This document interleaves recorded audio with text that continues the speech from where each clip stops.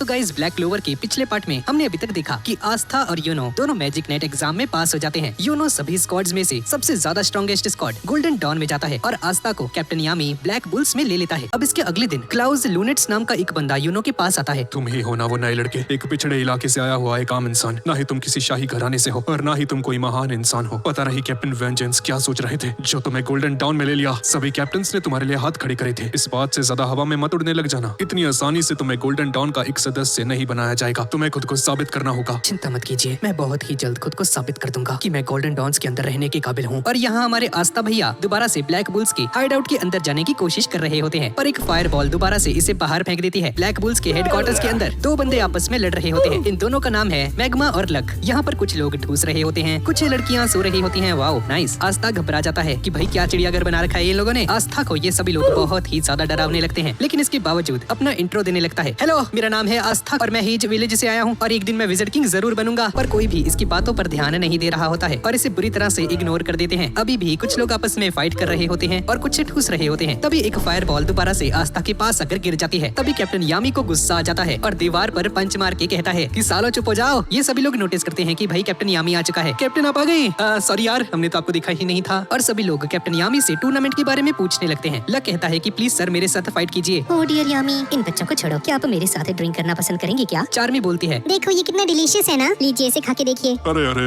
मैं जानता हूँ आप सभी लोग मुझसे कितना ज्यादा प्यार करते हो, पर अब सभी लोग चुप हो जाओ। और ये बंदा जिसका नाम ग्रे है ये कुछ नहीं कहता, पर ऐसा लग रहा होता है कि ये बहुत ही ज्यादा गुस्से में है और हर टाइम सिगरेट्स फूकता रहता है। ये लड़का आज से हमारी टीम का एक सदस्य है। मेरा नाम है आस्था और मैं हेज विलेज से हूँ। आप सभी से मिलकर खुशी हुई। तभी फिनरल कहता है कि ये है गोल्डन अग्रिपा। ये चाहे थोड़ा सा डरावना दिखता हो पर है बहुत ही अच्छा इंसान। और दूसरी है वेनेसा एनुटेका। ये तुम्हारी चेहरे पर आ जाएगी जब ये नशे में होती है। अबे चलना। और वेनेसा आस्था से कहने लगती है तुम एक पिछड़े इलाके से आए हो है ना लड़के, और तुम मैजिक नाइट्स को ज्वाइन करने में सफल भी रहे। क्या बोलते हो, मैं तुम्हें इसका इनाम दूं क्या? आस्था अपने मन में सोचने लगता है नहीं नहीं नहीं आस्था, सिस्टर लिली अपने जज्बातों पर काबू रख आस्था।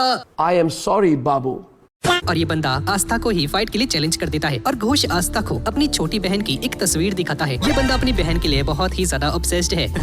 ठीक है सर जी, मैं नहीं आता इसके पास। और अगली है चार्मी पेपेटसन और इसे बस खाना पसंद है, पूरा दिन बस ठूसती ही रहती है। और गाइस ये मोटू है ग्रे। ये इंसान कैसा है किसी को कुछ नहीं मालूम है। और ये है मैग्ना, एक अपराधी। और मैं हूँ सुपर पॉपुलर फिनरल। और ये है हमारे कैप्टन यामी सुकेहिरो। यहाँ पर और भी मेंबर्स है बच्चे, पर अभी वो लोग मिशन पर हैं और आधा छुट्टी पर गए हैं। और तभी आस्था जोर जोर से इन सभी का शुक्रिया अदा करने लगता है। चुप हो जाओ लड़के। और यामी का ये डरावना चेहरा देखकर बेचारा आस्था घबरा जाता है। सभी के साथ मिलजुल कर रहने की कोशिश करना। क्या तुम ऐसा कर पाओगे? जी सर। ठीक है, तुम सभी लोग इसे काम पर लगाओ। जिम शिम करवाओ, इसका बॉडी बिल्डर बनाओ इस लौंडे को। और मैग्मा डरावनी सी शक्ल में कहता है कि तुम एक पिछड़े इलाके से आए हो लड़के, जिसका नाम मैं पहली बार सुन रहा हूँ। मैं नहीं जानता कि यामी ने तुम्हारे अंदर ऐसी कौन सी काबिलियत को देखकर तुम्हें टीम में ले लिया है। और तुम्हारे अंदर से तो कोई मैजिक भी फील नहीं हो पा रहा है, पर इसके बावजूद भी तुम ब्लैक बुल्स के न्यू मेंबर बन चुके हो। हाँ, पर ब्लैक बुल के निशान वाला रोप तुम्हें तभी मिलेगा जब तुम खुद को साबित कर दोगे। आस्था इस रोप को पाने के लिए एक्साइटेड हो जाता है और मैग्मा कहता है कि चलो ठीक है, देखते हैं कि तुम कितने डिजर्विंग हो। अभी लोग बाहर चले जाते हैं। ठीक है बच्चे, अगर तुम मेरे द्वारा दिए गए इस टास्क को कंप्लीट कर लेते हो तो तुम्हें ये ब्लैक रोप मिल जाएगी। सबसे पहले मुझे 5000 सिटअप्स करके दिखाओ। और आस्था से बहुत सारे टास्क करवाने लगता है। आस्था काफी आसानी से 5000 सिटअप्स कर लेता है और एक बड़े से पत्थर को भी उठा लेता है और इसे अपने सर से फोड़ देता है। फिजिकल पावर और स्टेमिना तो आस्था का बहुत ही ज्यादा होता है। क्या तुम्हें अब यकीन हो गया? तो अब तो मुझे वो ब्लैक बुल रोप दे दो यार। अरे बच्चे, अभी टेस्ट खत्म नहीं हुआ। अभी सबसे जरूरी टेस्ट रहता है। अगर तुम इसे पार कर पाते हो तो ही तुम्हें ये रोप मिल सकता है। मैग्ना अपनी ग्रीमॉयर के अंदर से एक बेसबॉल बैट जैसा कुछ निकलता है और आस्था से कहता है कि तुम मैजिक यूज करो या अपनी कोई भी स्किल का यूज करो, तुम्हें बस मेरे अटैक को डिफेंड करना होगा। आस्था भी अपनी स्वॉर्ड को बाहर निकाल लेता है। मैग्मा काफी सारे आग के गोले आस्था की तरफ फेंकता है, पर आस्था इन सभी को बहुत इजीली डॉज कर जाता है। अब मैग्मा अपने हाथ में एक बड़ा सा फायर बॉल बनाने लगता है। मैग्ना के अंदर में से मैजिक पावर की वेव्स निकल रही होती हैं और अपनी पूरी ताकत से आस्था की तरफ इस एक्सप्लोडिंग फायर बॉल को फेंक देता है। आस्था घबरा जाता है, लगता है अब मैं मरने वाला हूँ। पर आस्था ने अपनी मसल्स को काफी ज्यादा अच्छे से ट्रेन किया हुआ है और आस्था अपनी काइनेटिक विजन और अपनी एक्सप्लोसिव पावर के साथ अपने ओपोनेंट के मैजिक को बीच में से काट के उन्हें हरा सकता है। पर मैग्ना का हमला काफी ज्यादा तेज होता है और इतनी जल्दी इसके मैजिक को बीच में से कट नहीं कर पाएगा। और अगर आस्था इसे काट भी देता है तब भी इसकी आग आस्था को जला देगी। और जब आस्था को इस बात का एहसास हो जाता है तो इसका दिमाग काम करना बंद कर गया, पर इसके शरीर ने हार नहीं मानी थी और इसके रिफ्लेक्सेस ने एक आखिरी कोशिश की और आस्था मैग्मा की बॉल को अपनी स्वॉर्ड से बाउंस बैक कर देता है और ये बॉल सीधा मैग्मा के ऊपर जाकर लगती है। ये देख देखकर सभी लोग हैरान हो जाते हैं। यामी नोटिस करता है कि आस्था की स्वॉर्ड मैजिक को बस बीच में काट ही नहीं सकती है बल्कि उसे बाउंस बैक भी कर सकती है। भाई साहब ये क्या हो गया भाई, मुझे तो मालूम ही नहीं था ये मैजिक को ऐसे हिट भी कर सकता है। ये स्वॉर्ड तो कमाल की है, मुझे तो लगा था मैं मरने वाला हूँ। आज तो मेरा ऊपर का टिकट कटने वाला था और ये साला सोच कर रहा था क्या ये मुझे मारने वाला था क्या। ये कैसा तरीका है भाई अपने न्यू मेंबर को ट्रीट करने का। एक सेकंड, कहीं मैंने इसे तो नहीं मार दिया। तभी मैग्मा जिंदा हो जाता है, मतलब कि बाहर निकल जाता है आग में से। और ये देखकर आस्था हैरान हो जाता है कि भूत भाई भूत। दरअसल मैग्ना ने उस हमले को अपने मैजिक से नलीफाई कर दिया था और आस्था के पास काफी गुस्से से आता है। आस्था की फट जाती है। क्या बात है लड़के, तुमने सिर्फ मेरे हमले को ब्लॉक ही नहीं बल्कि उसे मेरे पास वापस भी भेज दिया। हाँ क्या बात है आस्था। और सॉरी जो भी मैंने तुम्हें थोड़ी देर पहले कहा था उसके लिए। मैं तुम्हारे पास के विलेज से ही आया हूँ, राय का विलेज से दोस्त, जो कि हेज विलेज से थोड़ा सा ही आगे है। शाबाशी शाबाशी, क्या बात है क्या बात है क्या बात है। अरे अरे इसमें तो कोई बड़ी बात नहीं थी, मेरे पास तो मैजिकल पावर्स है ही नहीं। एक सेकंड, तुम्हारे पास कोई मैजिकल पावर भी नहीं है और फिर भी तुमने मेरे मैजिक को वापस रिफ्लेक्ट कर दिया, क्या बात है। सब लोग आस्था से इम्प्रेस हो जाते हैं और वेनेसा इसके साथ ड्रिंक करने के लिए दोबारा से इसके साथ चिपकना शुरू कर देती है। चलो ना ड्रिंक करते हैं। राधे भैया गए काम से, भैया फंस गए बामुन की लड़की के चक्कर में। ओए ओए ओए। देखो देखो हमारे शर्म के चेहरा कैसे लाल हो रहा है। और मैग्ना आस्था को ब्लैक बुल्स की रोप को दे देता है जिसे देखकर आस्था बहुत ही ज्यादा खुश हो जाता है। और वेनेसा आस्था को इस रोप को पहना देती है और इसके हेडबैंड के ऊपर भी ब्लैक बुल्स का निशान बना देती है। और अब से आस्था ब्लैक बुल्स का ऑफिशियल मेंबर बन चुका है। और आस्था दोबारा से चिल्लाने लगता है, चुप हो जा लड़के। हाँ ठीक है सर जी ठीक है। और एक लड़की ऊपर से इन्हें छुपकर देख रही होती है और सोचती है कि अच्छा ये है न्यू मेंबर। हाँ, और ये लड़की कौन है इसके बारे में हमें थोड़ी देर में पता चल जाएगा। अब इसके बाद मैग्ना आस्था को इसका रूम दिखाता है जो कि काफी गंदा और छोटा होता है, लेकिन इसके बावजूद आस्था काफी खुश होता है क्योंकि इसके पास कभी पर्सनल रूम था ही नहीं। मैं बहुत ही खुश हूँ यार। तुम जानते हो चर्च में हम सभी लोग एक ही रूम में सोते थे, टांगों पे टांगे रख के। और आस्था रूम की सफाई करने लगता है और एकदम मस्त चमका देता है। ठीक है आस्था, अपने परिवार को लेटर लिखना मत भूलना दोस्त, सभी को तुम्हारी फिक्र हो रही होगी। और अगर किसी भी चीज की जरूरत हो तो मुझे मत बुलाना, अपने आप ही देख लेना। और आस्था सोने से पहले चर्च में सभी के लिए लेटर लिखता है। ये चाहे मेरा पहला कैसल हो पर ये आखिरी नहीं होगा। मैं बहुत ही जल्द विज़र्ड किंग बन जाऊंगा और यू नो मैं तुमसे हारने नहीं वाला। और यहाँ पर क्लॉज यूनो को इसका रूम दिखाता है। ये रहा तुम्हारा रूम, जितना तुम डिजर्व करते हो उससे तो ज्यादा ही बढ़िया मिला है तुम्हें। अरे यार ये कमरा तुम्हारे लिए बर्बाद हो गया। मैं तुम्हारा इंस्ट्रक्टर तो नहीं बनना चाहता पर कैप्टन वेंजेंस ने ऑर्डर्स दिए हैं। बच्चे कल मैं तुम्हें सब कुछ समझा दूंगा, तुम्हारी क्या क्या ड्यूटीज हैं एक मैजिक नाइट के तौर पर। मेरा नाम यूनो है, बच्चा नहीं। मैं तुम्हारा सीनियर हूँ, मेरे साथ सर कहकर बात करो। तुम्हें मेरी इज्जत करनी होगी और कल लेट मत हो जाना, टाइम से उठ जाना। यहाँ चर्च में सभी लोग अपना अपना काम कर रहे होते हैं। तभी आस्था और यूनो के लेटर्स यहाँ पर आ जाते हैं। आस्था की हैंड राइटिंग काफी ज्यादा बेकार होती है और सिर्फ सिस्टर लिली ही इसे समझ पाती है। ये सभी लोग काफी ज्यादा खुश हो जाते हैं जब इन्हें पता चलता है कि यूनो एक मैजिक नाइट बन चुका है। मैं जानता था यूनो तुम मैजिक नाइट में जरूर सिलेक्ट हो जाओगे, मुझे इस बात को पूरे विलेज में बताना चाहिए ना। और जब इन्हें पता चलता है कि आस्था ने भी मैजिक नाइट एंट्रेंस एग्जाम को पास कर लिया है तो इनके होश ही उड़ जाते हैं। लगता है काफी समय के बाद वो लोग घर आने वाले हैं। ठीक है मैं विलेज में सभी को ये खुशखबरी देकर आता हूँ। और फादर झाड़ू के ऊपर बैठकर यहाँ से चले जाते हैं और नैश कहता है कि आखिरकार जो उसने सोचा वो कर ही दिखाया। हाँ, अब अगली सुबह आस्था काफी जोश के साथ उठता है। क्या बात है, मैं मैजिक नाइट बन गया। हाँ, ये कोई सपना नहीं है आस्था, ये सच्चाई है। और आस्था मस्त कपड़े वपड़े पहनकर गेट खोलते ही भागने लगता है पर एक पिलर से टकरा जाता है। अरे ये क्या है भाई, ये पिलर कल तो था नहीं यहाँ पर। तभी मैग्ना यहाँ पर आता है। ये पिलर कब से आ गया यहाँ पर, कल तो था नहीं। अच्छा ये दरअसल पूरी बिल्डिंग ही अपना शेप बदलती रहती है, चिंता मत करो तुम्हें जल्दी ही इसकी आदत पड़ जाएगी। और मैग्ना इससे पूरे ब्लैक बुल्स बेस को दिखाने लगता है। ये है कैफेटेरिया जो कि काफी ज्यादा विशाल होता है जहाँ पर एक छोटी बच्ची अभी भी ठूस रही होती है। भाई जब से शुरू हुआ है ये क्या है, ये ठूसी जा रही है तब से। कितना खाना है इसको। नहाने की जगह भी दिखाता है, दोनों नहाने लगते हैं। साले पानी गर्म करना बंद कर, बुलबुले छोड़ रहा है। मैग्ना इसे कुड़ियों का रूम दिखाता है पर रास्ते में काफी सारे ट्रैप्स होते हैं। ध्यान से आस्था, अगर तुम इनमें फंस जाते हो तो तुम बचने वाले नहीं हो। ये ट्रैप्स सिक्योरिटी है ताकि तुम्हारे जैसा ठरकी कोई कुड़ियों के रूम में ना चला जाए। और ये है टॉयलेट। पर यामी पहले से ही टॉयलेट में होता है। अब देख तू, अब तू गया बेटा, अब तू गया, देख तेरी औकात मैं दिखाता हूँ तुझे। दोनों यामी से डरकर भागने लगते हैं। इसके बाद मैग्ना आस्था को बीस्ट रूम के अंदर लेकर जाता है जहाँ पर यामी के पेट्स रखे होते हैं। मैग्मा आस्था से कहता है कि मैं तुम्हें इसका इंचार्ज बनाता हूँ इनकी देखभाल करने के लिए। इन्हें सुबह शाम दिन में 2 बार खाना खिलाना पड़ता है। पर आस्था जैसे ही इन्हें खाना खिलाने लगता है बीस्ट इसे अपने मुंह में भर लेता है। आस्था को लाइब्रेरी दिखाता है, प्ले ग्राउंड दिखाता है और दोनों पागलों की तरह इधर उधर भागने लगते हैं। तभी एक लड़की यहाँ पर आ जाती है और ये वही लड़की है जिसे हमने अभी थोड़ी देर पहले देखा था। आस्था ये तुम्हारी कलीग है, इसने भी इसी साल ज्वाइन किया है। आस्था इस लड़की को अप्रोच करता है।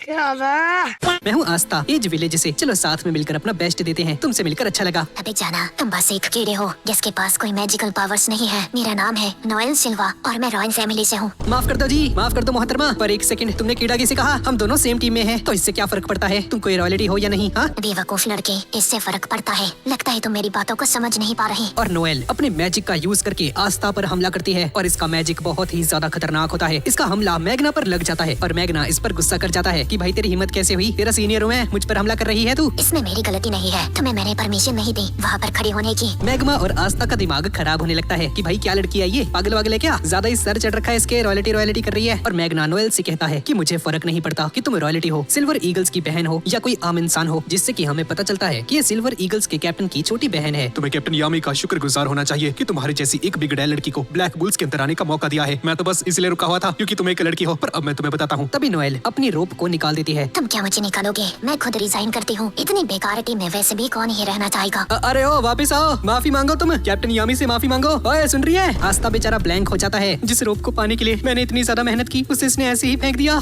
कैसे कैसे लोग रहते हैं यार यहाँ पर।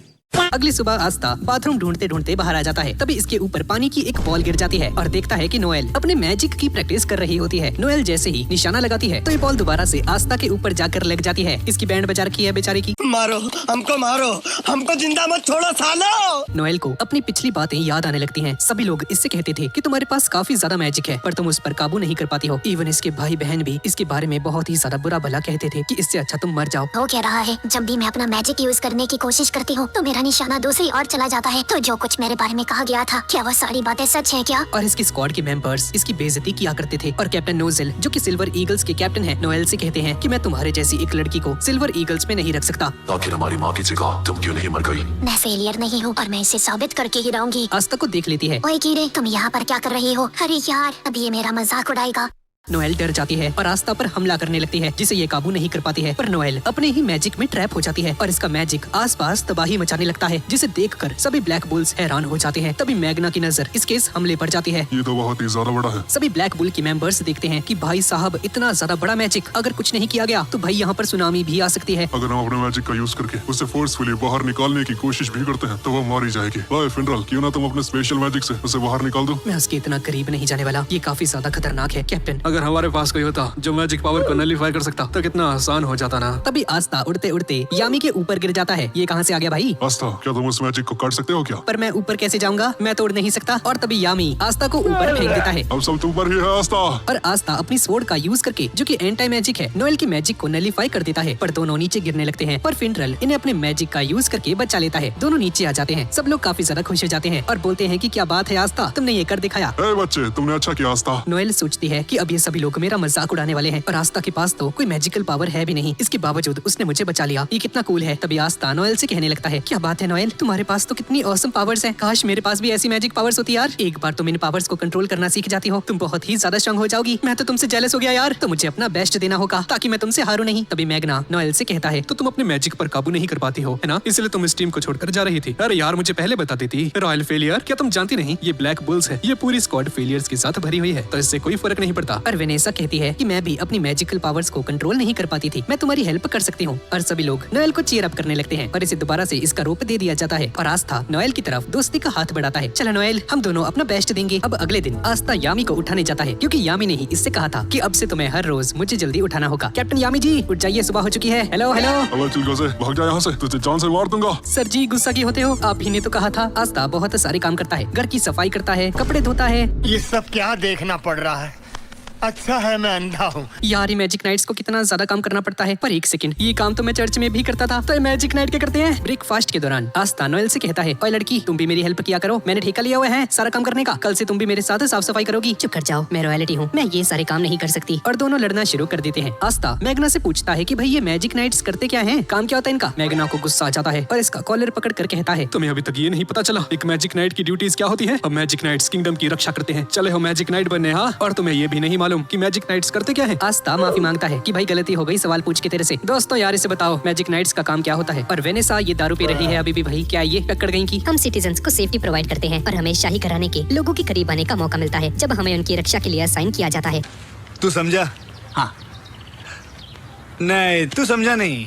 ठरकी यार लड़की यार। लक बोलता है कि अगर तुम मुझसे पूछते हो तो सबसे मजेदार काम दुश्मनों के साथ लड़ना होता है। और सभी लोग अपने अपने रीजंस बताने लगते हैं। और गोश अपनी बहन को प्राउड फील करवा सके, इसी वजह से एक मैजिक नाइट बना था। फिनरल कुड़ियों को बचाकर उनके बीच पॉपुलर होना चाहता है। और ये भाई साहब क्या बोलते हैं, कुछ समझ ही नहीं आता है गाइस। धीरे बोलता है भाई ये बहुत ज्यादा। मुझे 24 घंटे खाना चाहिए होता है और मैजिक नाइट बनके मैं जितना चाहिए उतना खा सकती हूँ। और जब इसका खाना खत्म हो जाता है तो एक मैजिकल शीप के थ्रू खाना बनाती है। और ग्रे अपने मैजिक का यूज करके आस्था में बदल जाता है और बोलता है, खेलेगा फ्री फायर? आस्था, तुम्हें समझ आया क्या कि एक मैजिक मैजिक नाइट का क्या काम होता है? तभी कैप्टन यामी यहाँ पर आ जाते हैं। एक मिशन पर जाने के लिए कहता है। दोनों काफी ज्यादा सीरियस लग रहे होते हैं इस मिशन को लेकर। मैं भी चलूंगा। नहीं आस्था, ये बहुत ही ज्यादा इंपॉर्टेंट मिशन है। सिर्फ अडल्ट ही इस मिशन को कर सकते हैं। मेरे जाने के बाद तोड़ फोड़ मत करना, ये मिशन काफी ज्यादा खतरनाक होने वाला है, तो अपना ख्याल रखना। यार इन दोनों को देख कर तो लगता है ये किसी बहुत ही जरूरी मिशन पर गए हैं। और ये कहाँ गए हैं? जुआ खेलने गाइस। और जुए में अपने कपड़े तक हार चुके होते हैं, नंगे बैठे हुए हैं। यहाँ तक कि अपनी 6 मंथ्स की सेविंग्स भी हार चुके हैं। यहाँ तक कि अंडरवियर भी हार जाते हैं। इसके बाद भी ये बेशरम यामी कहता है कि बस एक आखिरी राउंड हो जाए। मतलब वो अलग ही लेवल का बंदा था। अगर हम जीत जाते हैं तो हमने अभी तक तुम्हें जितने भी पैसे दिए हैं तुम्हें वो सब कुछ वापस करना होगा, और अगर हम लोग हार जाते हैं तो मैं मेरी ग्रीमवॉर्ड तुम्हें दे दूंगा। नहीं सर जी, आप ऐसा नहीं कर सकते। हट जाओ, मेरे रास्ते में मत आओ, इस बार मैं जीत जाऊंगा। ये ओल्ड मैन भी कहता है कि तुम्हें अपनी ग्रीमॉयर को दांव पर नहीं लगाना चाहिए, क्योंकि तुम मैजिक नाइट्स के कैप्टन हो। ठीक है, मैं तुम्हें एक और राउंड खेलने दूंगा, पर अगर तुम हार जाते हो तो तुम्हें मेरा एक काम करना होगा। ठीक है। और ये लोग दोबारा से जुआ खेलना शुरू कर देते हैं। और इस बार दोबारा से यामी हार जाता है। मेरे विलेज में काफी सारे सुअरों ने हमें परेशान कर रखा है, क्या तुम उसे संभाल लोगे क्या? अब क्योंकि इसने शर्त लगा ली है तो यामी को इस काम को करना ही पड़ेगा। आस्था यामी के पेट्स को खाना खिलाता है। नोएल भी इसके साथ ही होती है और ये बीस्ट खाने के साथ साथ आस्था को भी खाना समझ के खाने लगता है। अरे खड़ी क्या हो, हेल्प करो यार। मैं एक रॉयल्टी हूँ, मैं तुम्हारे साथ यहाँ पर मौजूद हूँ। तुम्हें इसी के लिए मेरा शुक्रगुजार होना चाहिए। मैग्ना और यामी यहाँ पर आ जाते हैं और बात करते हैं कि कैसे ये लोग उस ओल्ड मैन से हार गए, पर काफी मजा आया। आस्था और नोएल देखते हैं कि भाई ये दोनों नंगे क्यों हैं, और इन्हें पता चलता है कि ये लोग अपने ओपोनेंट से हार चुके हैं। और दोनों सोचते हैं कि भाई ये दोनों हार गए, और यहाँ तक कि इनके ओपोनेंट्स को इतनी भी शर्म नहीं थी, इन्हें नंगा करके भेजा है। किसके साथ लड़ने गए थे ये लोग? इनकी तो इज्जत भी लूट ली। हम दोनों सासी विलेज के एक मेयर से हार गए जुए में।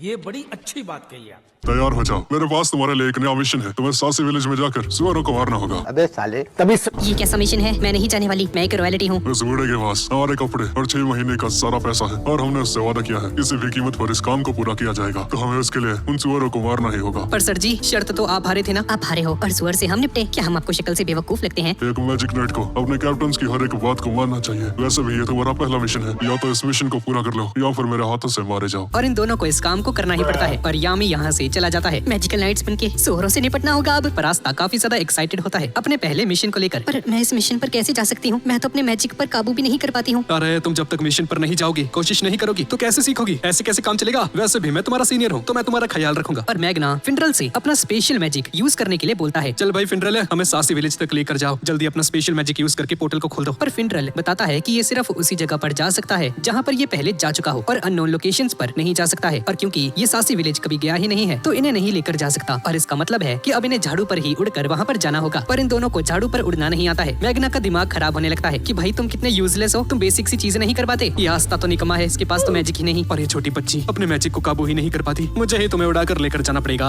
तो तैयार हो जाओ मेरी बेबी क्रेजी साइक्लोन से मिलने के लिए। जी हाँ गाइस, ये अपनी उड़ने वाली इस झाड़ू को बेबी कहता है। आस्था इसे देखकर एक्साइटेड हो जाता है और मैग्ना अपने मैजिक का यूज करके इस झाड़ू को उड़ाने लगता है। तीनों उड़ने लगते हैं। आस्था काफी ज्यादा खुश हो रहा होता है और बैठे बैठे उछल रहा होता है। मरना है कि तुझे आस्था? चुपचाप बैठ जा, पास आकर बैठो ताकि गिर ना जाओ। और जैसे ही आस्था नोएल की कमर पे हाथ रख के इसे पकड़ता है और थोड़ा आगे आता है तो नोएल इस पर कोनी मारकर इसे नीचे गिरा देते हैं। तुम्हारी हिम्मत कैसे हुई एक रॉयल्टी को छूने की? बेचारा आस्था नीचे गिर जाता है, पर मैग्ना जल्दी से जाकर आस्था को पकड़ लेता है और ये सभी लोग उड़ते उड़ते सासी विलेज की तरफ आगे बढ़ जाते हैं। इसके बाद हमें दिखाया जाता है कि कुछ लोग सासी विलेज में पहुंच चुके हैं। इन सभी को सुअर घेर लेते हैं और इनमें से एक बंदा अपने मैजिक का यूज करके इन सभी को क्रिस्टल्स में बदल देता है और अपने मैजिक से फूंक मारकर इन सभी को चूर चूर कर देता है। इन सभी को पता चला है कि सासी विलेज में एक मैजिकल स्टोन है और ये सब के सब उस स्टोन को लेने ही इस विलेज के अंदर पहुंच जाते हैं। रास्ते में एक सुअर आस्था के पीछे पड़ जाता है और अपने सिंग से टक्कर मार के इसे हवा में उछाल देता है। ये सुअर साइज में काफी ज्यादा बड़ा होता है और मैजिक का यूज कर रहा होता है। भाई साहब, सुअर भी भाई मैजिकल है इस दुनिया में। मैग्ना इन्हें उड़ाकर लेकर आया था जिसमें इसका काफी सारा मैजिक यूज हो चुका है, इसलिए थककर आराम करता है। क्या हमें आस्था की हेल्प नहीं करनी चाहिए? अरे आस्था संभाल लेगा उस सुअर को। अगर तुम्हें ज्यादा चिंता हो रही है तो जाओ, तुम उसकी हेल्प कर सकती हो। नोएल आस्था की हेल्प करती है अपने वाटर मैजिक का यूज करके, पर ये हमला सुअर की जगह आस्था को ही लग जाता है। ये सुअर दोबारा से आस्था पर हमला करता है, पर इस बार आस्था अपनी मैजिक सोर्ड का यूज करके इस सुअर को घायल करके सुला देता है। तभी मैग्ना आस्था के पास आता है। शाबाश लड़के, तुमने अच्छा काम किया, पर अभी काम खत्म नहीं हुआ है। और आस्था देखता है कि यहाँ पर काफी सारे सुअर होते हैं, पर आस्था इन सभी को हरा देता है और इन सभी सुअरों को पकड़ने के बाद ये सभी लोग इन्हें उस ओल्ड मैन के पास लेकर जा रहे होते हैं। आस्था अपनी फिजिकल पावर्स का जलवा दिखाता है और 3-4 सुअरों को अकेले ही उठाकर चल रहा होता है। मैग्ना बोलता है कि इन सभी सुअरों को देखकर वो ओल्ड मैन काफी ज्यादा खुश हो जाएगा। चलो आज की रात इन जंगली सुअरों की पार्टी करते हैं। कि तुम सासी विलेज के उस मेयर को जानते हो क्या? वो तुम्हारा दोस्त वगैरह है क्या? हाँ, मैं उसे जानता हूँ। मैं राया का विलेज से हूँ, जो कि सासी विलेज से थोड़ा ही दूर है। बचपन में मैं काफी ज्यादा शरारती हुआ करता था, काफी ज्यादा उधम मचाया करता था। और जब एक दिन मुझे मेरी ग्रेमोर मिली तो मैंने इस विलेज पर कब्जा करने की कोशिश की। मैं सब पर हमला करने लग गया। फिर एक बूढ़ा आदमी उन सभी विलेजर्स को रेस्क्यू करने आता है और मुझे पकड़कर उसने पनिशमेंट भी दी। और एक स्ट्रॉन्ग ओपोनेंट समझकर मैग्ना इस बूढ़े आदमी को फाइट के लिए अक्सर चैलेंज किया करता था, पर इसमें मैग्ना हर बार हार जाता था। ये ओल्ड मैन मैग्ना को काफी कुछ सिखाते हैं, जैसे कि एक रियल मैन कभी किसी के लिए मुसीबत नहीं लेकर आता है। कमजोरों की मदद करो। एक सच्चा मर्द कभी दूसरों को चिंतित नहीं होने देता। इस बूढ़े आदमी में इतनी ज्यादा मैजिकल पावर थी कि जब ये बंदा छोटा था तो एक मैजिक नाइट बनने की इच्छा रखता था। और उन्हीं ने मुझे मैजिकल नाइट्स का एंट्रेंस एग्जाम देने के लिए बोला था। मैं कोई मैजिकल नाइट नहीं बन पाया, पर मैं चाहता हूँ कि तुम जरूर बनो। तुम्हारे अंदर मुझे क्षमता दिखती है। पर सर जी, मैं तो एक छोटे विलेज से आता हूँ, ये काम मुझसे नहीं हो पाएगा। तो क्या हुआ? हाँ, अगर तुम छोटे गांव से हो तो अगर तुम चाहो तो कुछ भी कर सकते हो। मैं चाहे अपना सपना पूरा नहीं कर पाया, पर तुम एक मैजिकल नाइट जरूर बनोगे। और जब मैग्ना मैजिक नाइट बन जाता है तो सबसे ज्यादा खुश ये ओल्ड मैन ही होता है। मैग्ना मेयर की काफी ज्यादा इज्जत करता है और उन्हीं के जैसा बनना चाहता है। अब जैसे ही ये लोग सासी विलेज पहुंच जाते हैं तो देखते हैं कि पूरा विलेज मिस्ट से ढका हुआ है। भाई ये कैसा मौसम है? ग्रे ग्रे सा। बेवकूफ, ये मैजिक है। अगर तुम एक बार इस धुंध में चले गए हम अपनी डायरेक्शनल सेंस को खो देंगे और हम कहीं नहीं जा पाएंगे और बस भटक कर रह जाएंगे। मैग्ना को कुछ ठीक नहीं लग रहा होता है। आस्था,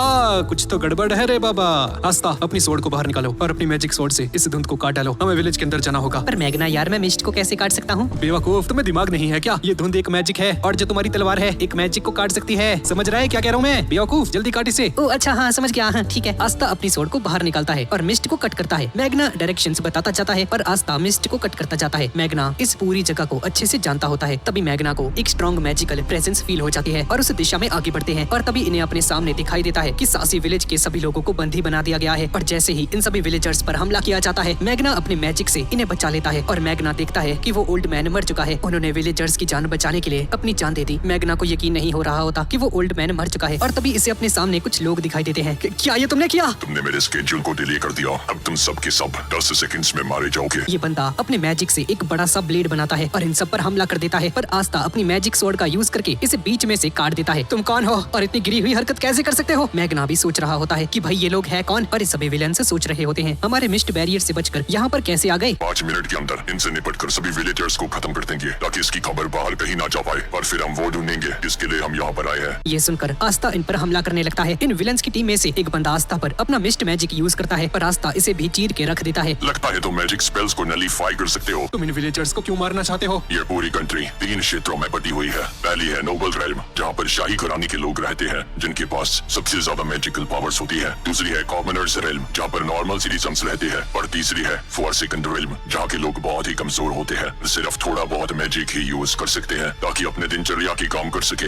ये लोग बिना दिमाग वाले जिंदा मुर्दे हैं। मैं इन सभी जिंदा मुर्दों से निपट रहा था और कुछ नहीं। तुम खुद को ही ले लो। तुम्हारे पास इतनी सारी मैजिकल पावर्स है कि तुम मैजिक नाइट्स को ज्वाइन कर पाए हो और तुम सब लोग इन्हें इसीलिए बचाने आए हो क्योंकि ये तुम्हारे मिशन का पार्ट है। और सच्चाई ये है, तुम इन्हें ऐसे देखते हो कि जैसे ये बहुत ही ज्यादा कमजोर होते हैं। ये तुम्हारे लिए कमजोर जानवर के अलावा कुछ नहीं। और आस्था सिस्टर लिली की बातों को याद करने लगता है और हम एक फ्लैशबैक को देखते हैं जहाँ पर ये सभी लोग शक्करकंदियां लेकर जा रहे होते हैं और कुछ लोग खेत के अंदर बैठे होते हैं और बात करते हैं कि नोबल रेल्म्स में जिंदगी कितनी ज्यादा अच्छी होती होगी ना। अगर इन्हें इतनी ही दिक्कत है तो उधर क्यों नहीं चले जाते? ये इतना भी आसान नहीं है। उधर सिर्फ वही रह सकते हैं आस्था जिनके पास अधिक जादुई शक्तियाँ हैं। जब मैं विजिट किंग बन जाऊंगा तो मैं इस भेदभाव को खत्म कर दूंगा। हाँ, अगर इतना ही आसान होता तो अब तक हो चुका होता आस्था। तुम्हारे पास तो मैजिक पावर भी नहीं है तो तुम कभी एक मैजिक नाइट बन ही नहीं सकते और विजिट किंग तो भूल ही जाओ। इसके बाद हम दोबारा से प्रेजेंट में आ जाते हैं जहाँ पर ये विलेन अपना मिस्ट और आइस मैजिक कंबाइन करके यूज करता है और काफी सारे ब्लेड्स आस्था की तरफ फेंक देता है। पर आस्था अपनी मैजिक स्वॉर्ड का यूज करके काफी सारे ब्लेड्स को इसी की तरफ रिफ्लेक्ट कर देता है और इससे पता चलता है कि आस्था सिर्फ मैजिक स्पेल्स को नलीफाई ही नहीं कर सकता है बल्कि उसे रिफ्लेक्ट भी कर सकता है। पर इस मिस्ट की वजह से ये सारे ब्लेड्स दोबारा बनते जाते हैं और ऐसा लग रहा होता है कि जैसे इसका कोई एंड ही नहीं है। मैग्ना अपने मैजिक का यूज करके इन सभी विलेजर्स को बचा रहा होता है पर मैग्ना अपनी लिमिट्स पर पहुंच जाता है। ये लोग तो किसी मैजिक नाइट की तरह ही स्ट्रॉन्ग है। ये पहला मिशन तो हमारे लिए काफी ज्यादा खतरनाक होता जा रहा है। और गाइस, ये बंदा अभी भी अपनी ट्रू पावर को छुपा रहा होता है। सिर्फ आस्था और मैग्ना ही इनका सामना कर रहे होते हैं। नोएल भी इस विलेन पर हमला कर देती है पर इसका हमला इसे लगता ही नहीं है। अब मैग्ना का मैजिक कम होने लगता है और ये ब्लेड विलेजर्स को लगने लगते हैं और काफी ज्यादा चोटिल हो जाते हैं। तुम सभी लोग इन्हें छोड़कर चले क्यों नहीं जाते? हम तुम्हारी जान बख्श देंगे। पर आस्था इनकी बात नहीं सुनता और कंटिन्यूअसली अपने ब्लेड से इनके हमलों को रोकता रहता है और सभी विलेजर्स की जान बचाता है। मैग्ना भी पूरे जोश के साथ कहता है कि एक सच्चा मर्द कमजोरों की हेल्प करता है और उन्हें अकेले छोड़कर नहीं जाता। नोएल सोचती है कि मेरे साथ ये क्या हो रहा है? मैं एक रॉयल्टी हूँ, यहाँ पर मेरे पास सबसे ज्यादा मैजिकल पावर्स हैं। पर आस्था और मैग्ना को मेरी ही रक्षा करनी पड़ रही है। क्या मुझे यहाँ से चले जाना चाहिए? मैं रॉयल्टी हूँ, मैं शाही घराने से हूँ, मैं इस पिछड़े इलाके में नहीं मर सकती। मुझे यहाँ से चला जाना चाहिए। पर जैसे ही यहाँ से जाने वाली होती है तभी एक छोटी बच्ची इसके पास आती है। प्लीज हमारी हेल्प कीजिए, प्लीज हमें बचा लीजिए। इस बच्चे को देखकर नोएल को इस पर तरस आ जाता है कि मुझसे हेल्प मांग रही है और मैं यहाँ से भागने के बारे में सोच रही हूँ। मैं एक रॉयल्टी हूँ और उससे भी ज्यादा मैं एक ब्लैक बुल्स की मेंबर हूँ। मुझे इन सभी को बचाना होगा। और तभी नोएल की ग्रिमोयर के अंदर एक नया स्पेल आ जाता है और इस स्पेल को यूज करती है, जिसकी वजह से सभी विलेजर्स के आसपास एक वाटर मैजिक बैरियर बन जाता है, एक मैजिक शील्ड जो कि इन आइस ब्लेड्स से इन सभी की रक्षा करने में हेल्प करता है। मैं इन सभी की जान बचा कर रहूंगी क्योंकि मैं एक रॉयल्टी हूँ। इस बंदे का मैजिक नोएल के मैजिक को क्रॉस नहीं कर पा रहा होता है और तभी आस्था नोएल की मैजिक में से बाहर निकलकर इस बंदे पर हमला कर देता है। मेरे पास एक भी मैजिक का खतरा नहीं, पर इसके बावजूद मैं तुम्हें मार कर ही रहूंगा। पर इस विलेन को ज्यादा कुछ नहीं होता है। आस्था के पैर के नीचे बर्फ जमा कर इसका मोमेंटम बिगाड़ देता है और आस्था पर हमला कर देता है, जिसकी वजह से आस्था बेहोश हो जाता है। और घड़ी देखकर ये विलेन कहता है कि मैं 25 सेकंड्स में नोएल की मैजिक के अंदर जाने के लिए किसी एक आदमी के लिए रास्ता तैयार कर लूंगा और तुमने मेरा बहुत ज्यादा टाइम वेस्ट कर दिया है, तो अब तुम्हें इसका भुगतान करना ही होगा। और मैग्ना सोचता है कि चाहे फायर आइस की दुश्मन हो, पर इस बंदे के पास मुझसे बहुत ही ज्यादा पावर है। कैप्टन यामी प्लीज मुझे माफ कर दीजिएगा, मुझे नहीं लगता कि मैं इस फाइट को जीत पाऊंगा। मैग्ना हार मान जाता है, पर तभी आस्था दोबारा से इस विलेन पर हमला कर देता है। पर आस्था काफी ज्यादा स्लो होता है और हीथ दोबारा से इस पर हमला करता है, पर इसने आस्था को इतना ज्यादा जख्मी कर दिया है कि आस्था अपनी तलवार को अब नहीं चला पाएगा। आस्था एक और बार हमला करने की कोशिश करता है, हीथ इसे एक और बार जख्मी कर देता है। आस्था हार नहीं मानता और इसके साथ अकेले ही फाइट कर रहा होता है। और ये देखकर मैग्ना को एक बात याद आती है। रायका विलेज के सभी लोग मैग्ना के एक मैजिक नाइट बनने पर काफी ज्यादा खुश हो जाते हैं। इन्हें नहीं लगता था कि इनकी विलेज में से कोई मैजिक नाइट बन सकता है। मेयर भी काफी ज्यादा खुश होते हैं। मुझे यकीन था बच्चे कि तुम इसे कर लोगे, पर आज ओल्ड मैन मारा जा चुका है और मैग्ना सोचता है कि मैं हार नहीं मान सकता हूँ। नोएल, मैं आस्था की हेल्प करने जा रहा हूँ, तुम यही रुको। हीथ इससे कहता है कि तुम हार क्यों नहीं मान लेते हो, तुम्हारा जीतने का कोई चांस नहीं है। आज नहीं तो कल मैं विज़र्ड किंग बन ही जाऊंगा। पर ये बात सिर्फ विज़र्ड किंग बनने के लिए नहीं है। एक विज़र्ड किंग हमेशा अपनी प्रजा की रक्षा करता है। तभी मैग्ना पीछे से आता है। ओए बूढ़े आदमी, उससे पहले तुम्हें मेरा सामना करना होगा। आस्था तैयार हो जाओ। और मैग्ना उसी टेक्निक का यूज करने वाला है जो कि इसने पहले यूज करी थी जब ये आस्था का टेस्ट ले रहा था। मैग्ना अपनी पूरी जान लगाकर अपना सारा मैजिक यूज करके हीथ पर हमला कर देता है, पर हीथ बहुत ही आसानी से इस हमले को रोक देता है और आइस ब्लेड्स का यूज करके मैग्ना पर हमला करने लगता है। पर मैग्ना का हमला बस एक छलावा था, असली हमला अभी बाकी होता है। जो बाकी के फायर बॉल्स हीथ को नहीं लग पाते हैं, आस्था उन्हें अपनी मैजिक सोर्ड का यूज करके हिट करता है और ये फायर बॉल्स हीथ के ऊपर फेंक देता है। और नोएल मैग्ना की तरफ आने वाले सभी ब्लेड्स को अपने वाटर मैजिक का यूज करके एक शील्ड तैयार करके मैग्ना को बचा लेती है। ठीक है, तुम मेरा शुक्रिया अदा बाद में कर सकते हो। तुम कभी चुप नहीं रह सकती ना। नोएल अपने मन में सोच रही होती है कि क्या बात है, वाह मैंने अपने मैजिक पर काबू किया। और यहाँ पर हीथ को जो फायर बॉल लग चुकी थी ये आगे से जलाने लगती है। हीथ अपने फायर मैजिक से इसे बुझाने की कोशिश करता है, पर तभी आस्था अपनी सोर्ड से इस पर हमला कर देता है। हीथ बेहोश हो जाता है और सोचता है कि काश मैं थोड़ा सा और यूजफुल हो पाता अपने मास्टर के लिए। और गाइस, इनका मास्टर कौन है इसके बारे में हमें आगे पता चलेगा। और मैग्ना अपने flame binding magic flame bondage formation का यूज करके हीथ और इसके बाकी सभी साथियों को पकड़ लेता है। क्या बात है, तुम जितने दिखते हो उससे भी ज्यादा टैलेंटेड हो। ए, शांत हो जाओ, मैं तुम्हारा सीनियर हूँ, समझी ना। और ये अपना मैजिक बैरियर हटा भाई। तुम मुझे ऑर्डर्स नहीं दे सकते, मैं एक रॉयल्टी हूँ। इतने में ही एक कैदी अपनी ग्रिमोयर का यूज करके यहाँ से भाग निकलता है। हीथ बेहोश होता है। मैंने तुमको हरा दिया पर मैं एक आम इंसान हूँ, अब बताओ तुम्हें कैसा लग रहा है। और ऐसा बोलकर ये सो जाता है। सो गया भाई ये मैदानी जंग में। ये कितना बेवकूफ है, लाउड स्पीकर कहीं का, पर फिर भी ये कितना अमेजिंग है। पर सभी गांव वाले ये देखकर हैरान हो जाते हैं कि आस्था भी इन्हीं के जैसा एक कॉमनर है और इस 15 साल के बच्चे ने सभी विलेजर्स की जान बचा ली। सभी लोग इसका शुक्रिया अदा करने लगते हैं। हीथ को होश आता है। अब मैं तुम्हें रॉयल कैपिटल के अंदर लेकर जाने वाला हूँ, जहाँ तुम पूरी उम्र बस जेल में सड़ोगे। तुमने आज जो किया उसे माफ नहीं किया जा सकता और तुम मैजिक नाइट्स को सब कुछ बताओगे कि तुम्हारा असली मकसद क्या था। पर हीथ कहता है कि ऐसा कुछ नहीं होने वाला, मैं तुम्हें कुछ नहीं बताने वाला। हीथ एक मैजिक का यूज करता है, एक पर्पल कलर की रोशनी निकलती है और खुद को और अपने 2 साथियों को बर्फ के अंदर जमा देता है और चूर चूर हो जाते हैं। इनका नामो निशान मिट जाता है और मैग्ना ये देखकर हैरान हो जाता है। अरे ये क्या, मर गए पर मुंह नहीं खोला, इतने ज्यादा लॉयल। काश आजकल की लड़कियां भी ऐसी होती। जिसके बाद ये सभी लोग उस ओल्ड मैन की ग्रेव के पास जाते हैं। निक नाम का लड़का इनकी ग्रेव के पास बैठा होता है और गाइस, ये निक उस ओल्ड मैन का पोता होता है। ग्रैंडफादर को यहाँ से व्यू देखना काफी ज्यादा अच्छा लगता था, वो अक्सर यहाँ पर आया करते थे। तुम्हारे ग्रैंडफादर बहुत ही ज्यादा अमेजिंग थे, वो एक असली मर्द थे। और निक बताता है कि ग्रैंडफादर अक्सर जुआ खेलने जाते थे और उन्हें जो भी पैसे मिलते थे उन पैसों से सभी विलेजर्स को कपड़े और खाना दिलवाते थे। वो खुद कभी मैजिक नाइट नहीं बन पाए और उन्हें इस बात से रिग्रेट भी होता था कि अगर उन्होंने थोड़ी सी और मेहनत की होती तो आज एक मैजिक नाइट बन पाते। पर मैग्ना के मैजिक नाइट बनने पर वो काफी ज्यादा खुश रहने लगे। निक मैग्ना से पूछता है कि क्या मैं भी एक मैजिक नाइट बन पाऊंगा क्या? हाँ जरूर बच्चे, इस दुनिया में कुछ भी इम्पॉसिबल नहीं होता। अगर एक बार तुम डिसाइड कर लेते हो कि तुम्हें मैजिक नाइट बनना ही है तो तुम उसे आसानी से कर सकते हो। हाँ, मैग्ना ने सही कहा। अब तो मुझे ही देख लो, मेरे पास इतनी सी भी मैजिक पावर नहीं है, पर फिर भी मैं एक मैजिक नाइट हूँ। हाँ, पर ये आसान नहीं होने वाला है, तुम्हें बहुत बहुत ज्यादा मेहनत करनी होगी। तीनों इसे एक ही बात कहते हैं कि तुम्हें मेहनत करनी होगी अपने सपने को पूरा करने के लिए। ठीक है, अब मैं और भी ज्यादा मेहनत करूंगा ताकि मैं विज़र्ड किंग बन सकूं। अरे आस्था, तुम फिर शुरू हो गए ना, तुम और तुम्हारे ये बेकार से सपने। हाँ, यहाँ पर एक एंटीबर्ड को एक घर के अंदर वो मैजिक स्टोन मिलता है और ये वही मैजिकल स्टोन है जो हीथ और इसके साथी इस विलेज में लेने आए थे। ये एंटीबर्ड इस स्टोन को आस्था के पास लेकर आती है। अरे अरे ये क्या इसकी चोंच में भाई? ये ग्रैंडफादर का लकी चार्म है, वो इसे काफी संभाल के रखते थे। आस्था इस स्टोन को इस एंटीबर्ड से छीनने लगता है। अरे एंटीबर्ड की बच्ची, इसे वापस कर, ये हमारा नहीं है। अरे कोई बात नहीं, अगर तुम्हारी चिड़िया इसे लेकर जाना चाहती है तो इसे रख सकती है, मैं तुम्हारे लिए इतना तो कर ही सकता हूँ। आखिरकार तुमने हमारी जान जो बचाई है। नोएल को इस चिड़िया की ये गंदी तिरछी नजरें काफी ज्यादा पसंद पसंद आ जाती है। ए चिड़िया, अगर तुम चाहो तो मेरे ऊपर भी बैठ सकते हो। और ये बर्ड दोबारा से आस्था को तंग करने लगती है और इसके सर पर चोंच मारने लगती है। और आखिर में हमें दिखाया जाता है कि वो एक बंदा जो कि मैग्ना के मैजिक को तोड़कर भाग निकला था, ये अपने मास्टर को आकर रिपोर्ट देता है कि वहाँ पर क्या क्या हुआ। और हीथ और बाकी सभी ने अपनी जिंदगी को सेक्रीफाइस करके हमारे प्लान को रिवील होने से बचा लिया। और ये मास्टर कहता है कोई बात नहीं, अगर वो मैजिक स्टोन ब्लैक बुल्स के हाथ लग चुका है, उनसे तो हम जब चाहे निपट लेंगे। सही समय आने तक उस स्टोन को ब्लैक बुल्स के पास ही रहने दो, समय आने पर हम उनसे छीन लेंगे। और ये बंदे कौन हैं, इनके बारे में हमें काफी ज्यादा आगे जाकर पता चलेगा। ये मास्टर एक पत्थर पर हाथ रखता है और बोलता है हमारे मास्टर बहुत ही जल्द वापस आने वाले हैं। और इस बड़ी सी दीवार के ऊपर ये लोग कुछ मैजिक स्टोन्स को इकट्ठा कर रहे हैं और इस मास्टर के कपड़े के ऊपर गोल्डन डॉन का साइन बना होता है। अब ये बंदे कौन हैं और ये लोग इन स्टोन्स को इकट्ठा क्यों कर रहे हैं और इसके आउटफिट के ऊपर गोल्डन डॉन का सिंबल क्यों है, इन सभी चीजों के बारे में हमें आगे के पार्ट्स में पता चलेगा। और इसी के साथ इस सीरीज का दूसरा पार्ट यहीं पर खत्म हो जाता है। तो गाइज यही थी आज की वीडियो। तो गाइज ये सीरीज आपको कैसी लग रही है और अगर आपको इसका अगला पार्ट चाहिए तो प्लीज गाइज नीचे कमेंट्स में जरूर बताइएगा। और अगर वीडियो अच्छी लगी तो प्लीज लाइक जरूर कर दीजिएगा। और अगर चैनल को अभी तक सब्सक्राइब नहीं किया है तो प्लीज गाइज अभी सब्सक्राइब कर लो यार, दोनों चैनल्स को। तो ठीक है गाइज, और अब मिलते हैं अगली वीडियो में।